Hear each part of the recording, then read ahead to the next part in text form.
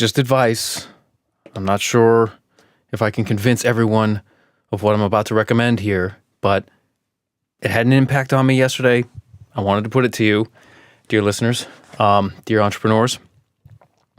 If you have, no, there's no if, you have business logic in your head, you have an idea or probably multiple component ideas that sum up to or combine into the idea. What am I trying to say?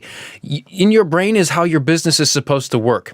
If you write that down in pseudocode, don't worry if you don't know pseudocode, then you're going to be much better off. Now, why am I saying this?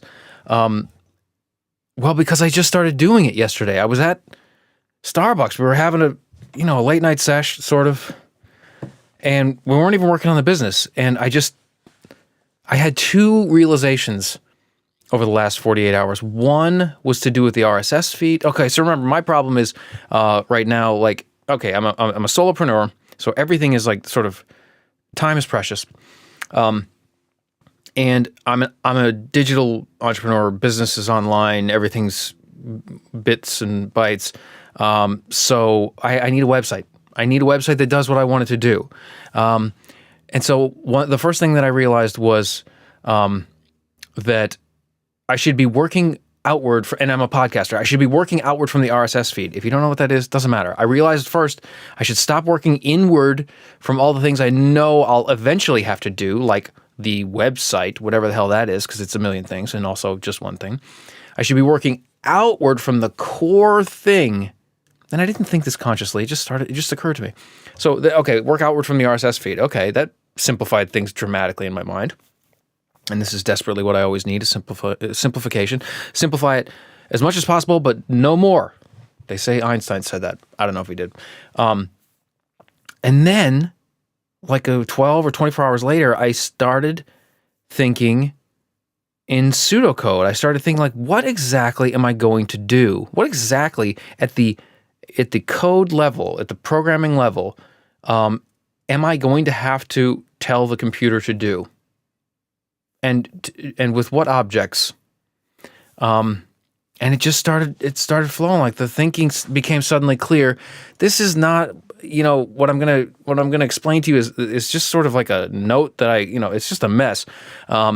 It's not clear by itself, but I'll try to make it concrete, because I don't want to just say, write your business logic down in pseudocode, because it's like, okay, great, what does that look like? Well, I've only done two functions, and both of them are crap, but they're so much better than the way I was thinking about it before. I was thinking about it in old squishy brain code mode.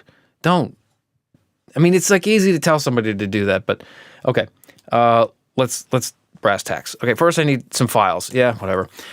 Then I need a customer string. We just need some way of uniquely, identifying a customer for lots of purposes. And there are lots of different ways of doing that. It doesn't matter. Okay, then the first function came into my mind. Okay, so the function, you should think of computer functions sort of like mathematical functions. They take input, or sometimes they take no input, but when you call them, they follow some instructions, and those instructions can be as wildly complicated or simple as you want them to be. But it's an action-oriented object, and you should think of it as like an input-output machine. Even if you should think of it as a machine, a function as a machine, a computer programming function as a machine that can take input if you want. It can produce output if you want, output that you can see, or it can just give output to another function. But the point is, it's an input-output machine, and so that's what I'm going to be describing here. There's the beginnings of what my input-output, some of the input-output machines, the crucial input-output machines that are going to need to function for my digital business that has a website to function. So it takes, this input-output machine needs to take the customer string as an input, and if the customer string is current, i.e. if the customer's paid and up to date, that's just subscription level basics, then do something. Isn't that brilliant of me? If the customer is up to date, do something. Okay, I realize it sounds underwhelming. It's not the actual function that is interesting to me. It's it's thinking in terms of the code that I'm going to have to write. Or if you're not writing code, you could be easily trying to plan the actions and decisions of yourself or your employees on a factory floor. If this, then that. What is this? Is there a name for this sort of thinking? Yeah, it's structured control structures in programming. They're called control structures. You take statements as the basic sort of currency in programming and say, if this statement is true or false, then do this. Otherwise, do this. If then else. That's one control structure. Another control structure is do this thing, do this action while this other statement is true or until this other statement is true. You've got statements that are either true or false, 1 or 0, on or off, right? And then you've got the control structures, which make it possible to sort of tell a computer what to do. Well, you are the computer. Your business is the computer. You don't need an actual digital stored program, universal Turing machine to apply these ideas. You are the computer. Your business is the computer. It's you have things that, if they're true, the customer is standing outside, knocking on the door. And then you have a control structure, set of instructions, a function. If the customer is standing outside knocking on the door, turn toward the door, open the door, greet the customer, and call the solve problem function, okay? That's what, it doesn't matter that you're not writing it in pseudocode, but writing it in pseudocode will clarify these things. Let's see if I can keep you with me. Okay, so I need an RSS per customer.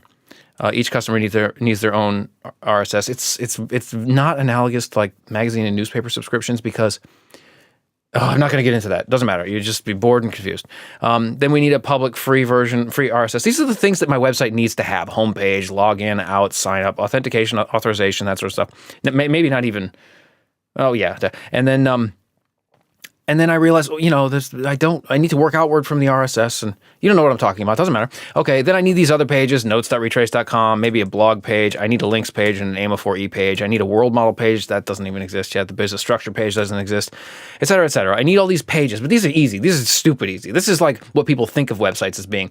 I have a bunch of information. I would like it to be statically available on the internet to everyone. That's not interesting to me. That's not. We're talking web apps. We're talking Django projects, man. Why do you think I'm complicating it unnecessarily? Okay, then I came up with another function, the new episode function. This was even more exciting than the first one. I don't even know if I should be saying this publicly because I always worry like hackers are going to find someone, but they're not. Like if I build it so that hackers can defeat it, it doesn't. Someone needs to tell me that. Some enterprising person who sees, hey, dude, you said this and this is how your business, I'm going to put the damn thing on Git. I don't give a shit. I'm going to put it up, and sunlight is the best disinfectant. All bugs are shallow. With enough eyes, all bugs are shallow. These are the things that open source people believe, and I think I'm more of them than anything else. In current customers, so let's say I've got a list of current customers, what this function is saying is, for each item in your list of current customers, remember this is pseudocode, this is how you have to think if you're telling a machine what to do, including if that machine is a bunch of people on a factory floor. For each entry in this list of current customers, make a symlink with their token and the name of the segment ending in MP3 and put it in their user directory. This was like a revelation because I'm sure there are all these ways that people can do a paywalled podcast and have done it in Django and all this stuff that I could just take what they did. But I've never quite been, because you never understand what someone's thinking, and everybody does it everything's too complicated when other people do it. When I do it, it's simple, it's beautiful, it's maintainable, it's comprehensible, it's blah, blah, blah, right? When other people do it, it's none of those things. To me, to them, it's fine. I don't have their brains. It's hard to go in computer programming and in computer languages. It's hard to read what someone wrote and understand it. You can get good at it, but I'm not good at it because I just haven't done it enough. I like reading other people's code, but it's hard. I feel like I'm in second grade again, like trying to read the book about the balloon or the snowman or something. It's just like, but I'm a grown ass man. I'm not even interested in the balloon. Yet the only way out is through. So, I'm reading code and all this stuff, but it's going to take a while before I can just read other people's code the way I read other people's natural language, English sentences and paragraphs and op-eds. But if I write it, I'm a little second grader with my computer code. If I write it, I say, balloon Nice. Snow fun. Smiley face. Okay, now I write it. I get excited. I like the little second grader. Okay?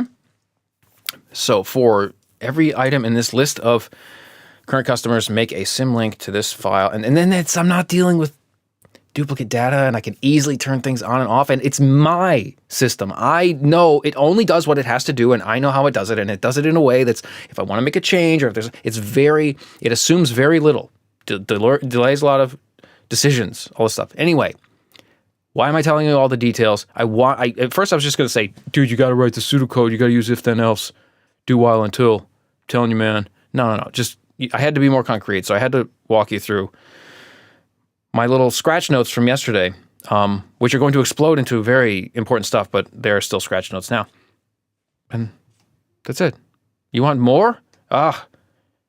Ma105, Friday, February 9th, 2024, started at 1:45 p.m., signing off.